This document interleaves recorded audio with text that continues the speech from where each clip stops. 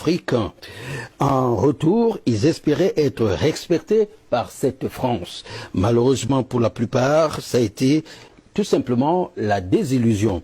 Le dernier cas est celui de l'ex-président du Burkina Faso, Blaise Compaoré, qui s'est vu opposer une fin de non-recevoir à sa demande d'obtention d'un visa pour aller se faire soigner en France, précisément.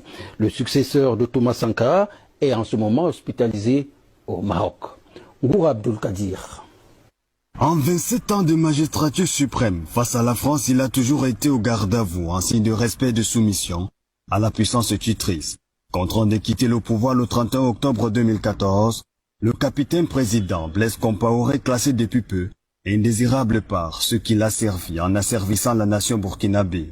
Affaibli aujourd'hui, rongé par la maladie, son seul et unique espoir, un visa pour la France en guise d'un retour de l'ascenseur. Mais le général de Gaulle n'avait-il pas dit que la France n'a pas d'amis? La toute-puissance colonisatrice préfère-t-il dans cette politique s'aimer des troubles pour récolter ses intérêts, jure toujours par sa fidélité à cette logique, n'hésitant pas parfois de liquider ses alliés à la première opportunité? Muammar Kadhafi, pourvoyeur des fonds pour la campagne de Sarkozy, a payé le prix fort de sa tentative de réconciliation avec la France. 2011, le guide libyen est stoppé net dans sa vision un peu trop osée des États-Unis d'Afrique. David Dacko de la République centrafricaine, présenté comme l'un des bons élèves de la France, utilisé à 2 reprises au sommet de l'État pour freiner les ardeurs nationalistes de ses proches, à savoir Boganda et Bokassa. Il sera par la suite lâché en plein vol dans les rues de Yaoundé, la capitale camerounaise. Il rendra l'âme en 2003. L'on peut continuer à égrener le chapelet des dangereuses prouesses du faiseur de roi sur le continent avec Toumbalba et Hissène Habré du Tchad.